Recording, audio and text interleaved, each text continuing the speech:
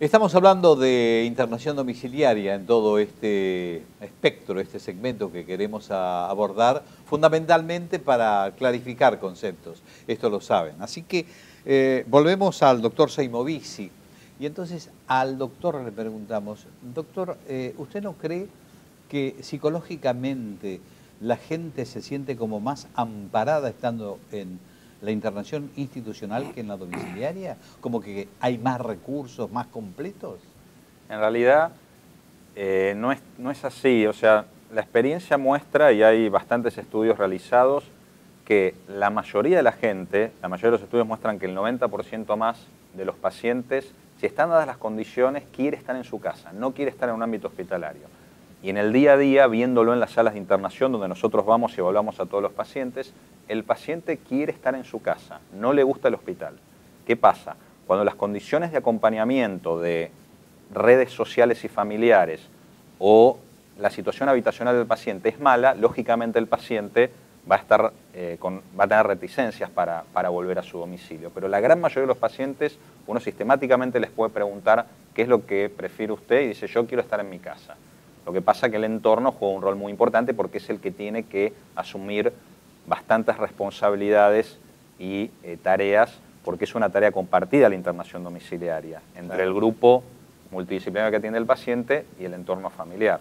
Yo pensaba en algún momento, esto es anecdótico a lo mejor, que este asunto tan difundido de las infecciones hospitalarias contribuía a que la gente dijera, no, no, yo me quiero ir a mi casa por las dudas.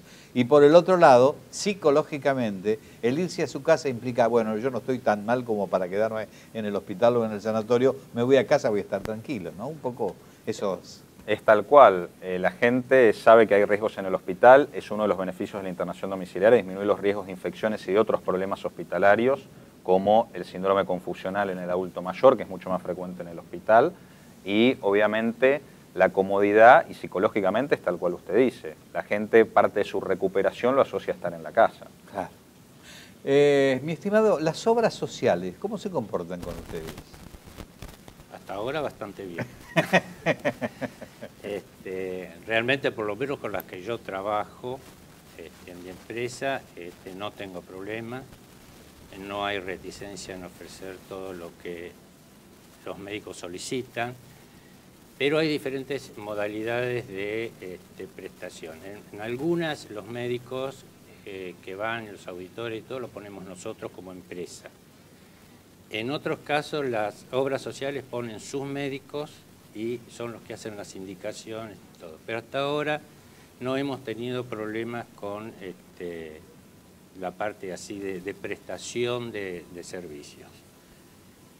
Realmente ahora, no. Yo quiero ir al aspecto privado ahora, fundamentalmente a una empresa en particular, y me pregunto, ¿existen problemas, tanto a nivel institucional, de problemas de enfermería, problemas de asistencia?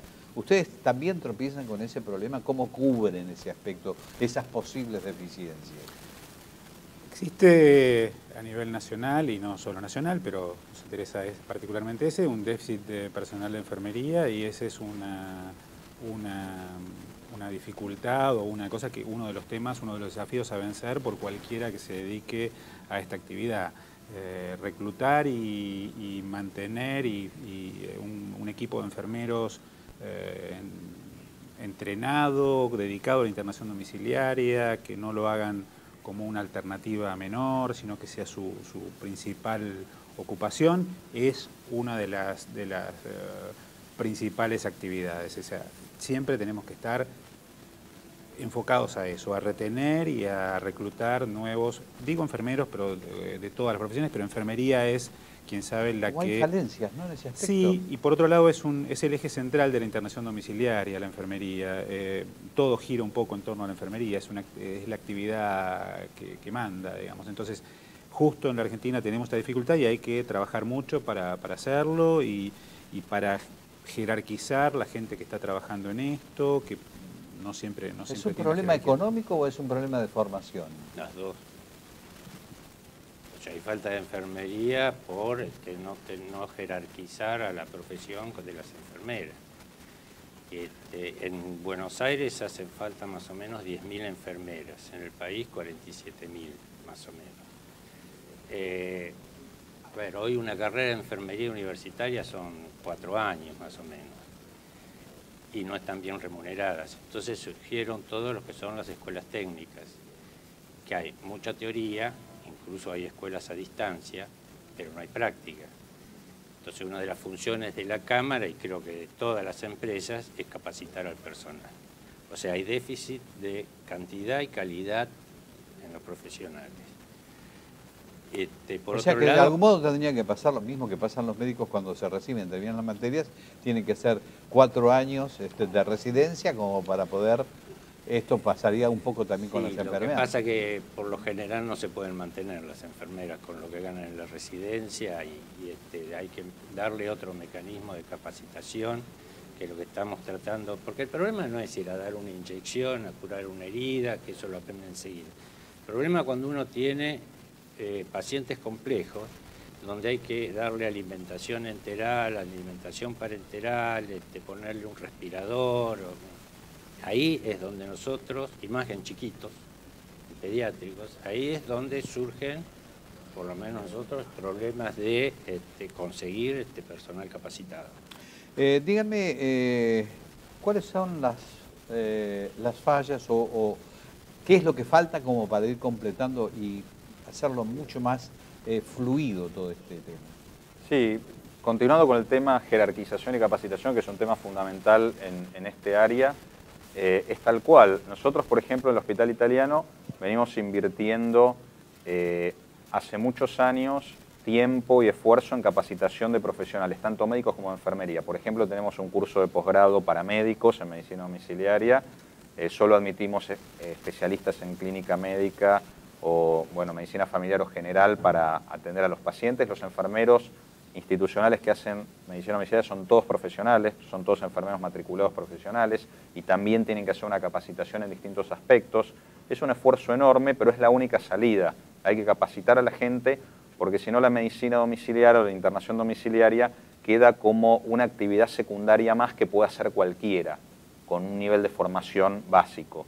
Y en realidad el mensaje es, forma parte importante de la medicina actual, una parte muy importante y en expansión, hay que jerarquizarla tanto como se jerarquizó en su momento la medicina de internación, la medicina ambulatoria y todo tipo de atención médica y de enfermería. Es un desafío importante. Yo creo que la jerarquización tiene que pasar por lo económico, como bien dijeron, pero fundamentalmente también por la formación. Eso es importante. ¿Y en el caso particular de las empresas? Y lo mismo. Pasa lo mismo. Lo que pasa es que los cursos de capacitación los hacemos a través de la Cámara porque juntamos a varias empresas y entonces tenemos mayor caudal, porque hacer empresa por empresa no tenemos una infraestructura, las empresas privadas que tiene el Hospital Italiano, que tiene toda una institución atrás que le permite hacer eso por ellos mismos. Entonces nosotros tenemos que juntar a varias empresas, que son los socios de la Cámara, para poder hacer la capacitación a una cantidad determinada de gente. Si usted tendría que hacer un raconto de todo esto que estamos hablando, ¿cuál sería? Que la internación domiciliaria, por lo menos en la Argentina, es una actividad que ha crecido mucho, que tiene un desarrollo superior al de otros países del mundo y que ha crecido sobre todo en los últimos años de manera muy importante, que en general está dando, sobre todo a los pacientes, obviamente a los pacientes que tienen alguna cobertura social, hay un grupo importante que no lo tiene, pero los pacientes que tienen una cobertura social tienen acceso a la internación domiciliaria de una manera razonable y de una manera, hasta diría, generosa comparado con otras sociedades. Y me parece que esto es una cosa a destacar, que esta actividad, que es relativamente nueva, ha crecido y está cumpliendo una función importante y relevante para la recuperación de la salud de nuestros pacientes.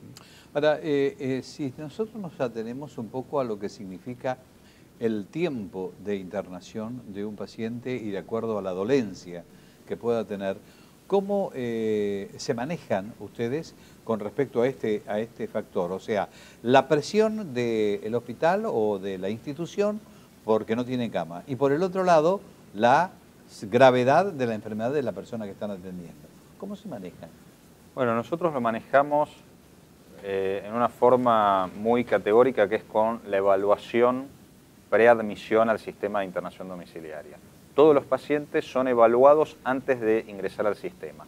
Entonces, más allá de que confiamos en los grupos tratantes en la internación, nosotros evaluamos al paciente para decidir si están dadas las condiciones, porque la presión siempre está para la externación, por este tema de querer que el paciente no esté en el hospital, etcétera, pero nosotros vemos si no están dadas las condiciones, postergamos el alta del paciente para que estén dadas las condiciones. Esa es la forma de tener éxito en este tipo de sistemas. Un ejemplo concreto son los posoperatorios de pacientes traumatológicos que se reemplazan una cadera, por ejemplo. Cuando yo entré hace unos 16, 17 años al hospital italiano, el promedio de estadía de estos pacientes era de 10 días aproximadamente. Ahora es de 4. Esos 6 días que se acortó el tiempo de internación fue a expensas, entre otras cosas, de una internación domiciliaria efectiva, pero el paciente tiene que estar en condiciones. Si están dadas las condiciones clínicas, familiares, sociales, el paciente se va a la casa al 4.º día de la cirugía y no tiene ningún problema. Y en otras patologías es igual. Se evalúa caso por caso y se generan los criterios de admisión o no al sistema domiciliario. En el caso particular de ustedes, la prolongación en el tiempo de la atención domiciliaria, desde el punto de vista económico, los beneficia, pero desde el otro punto de vista, hasta ahí. Y al financiador no lo beneficia. Claro, por eso. Sí. Es lo que nos decía un financiador, bueno, los casos crónicos, porque el caso agudo no hay problema. O sea, lo que decía era una fractura de cadera, una infección de herida, eso se cura y se acabó la prestación. El problema son los casos crónicos. Nosotros hemos tenido chicos internados durante 6 años, con patologías congénitas, malformaciones y todo eso. ¿Por qué? Porque no tienen eventos adversos. O sea, no sufren complicaciones. Esos chicos en los hospitales seguro que tienen una infección intrahospitalaria, tienen algunos tipos de internación y todo, reinternaciones, que se acorta la vida. Por eso al financiador no es que le resulte más barato. En algunos casos, como los nuestros, se le prolonga la internación de la última. Sí. Es un poco una cosa importante. Siempre la internación domiciliaria planteada, o por lo menos era el caballito de batalla original, es una manera de reducir costos, y en realidad puede ser que reduzca costos en algunos puntos, pero no es una estrategia de reducción de costos ya, es algo más que eso, es algo mucho más que eso. Digamos. La última pregunta tiene que ver con la especialización, o sea, en el caso particular de las atenciones domiciliarias, ¿está sectorizado por edades, por dolencias? Básicamente hay algunos grupos que se dedican a algunas patologías, como por ejemplo patologías respiratorias, y en general, aún dentro de las mismas empresas, hay un grupo que se dedica a la parte pediátrica y un grupo que se dedica a la parte adulto, porque obviamente tienen situaciones y experiencias muy diferentes. Esa es un poco la diferenciación. A lo mejor hay pequeños grupos dedicados a una enfermedad en particular, pero eso es casi anecdótico. Doctores, muchas gracias por venir, han sido realmente muy amables, y a ustedes yo espero que esta conversación les haya clarificado el concepto de lo que significa la atención domiciliaria en nuestro país. Muchas gracias. El próximo jueves, a partir de las 17:30, volveremos a estar con ustedes con otro programa similar. Hasta ese momento, y muchísimas gracias.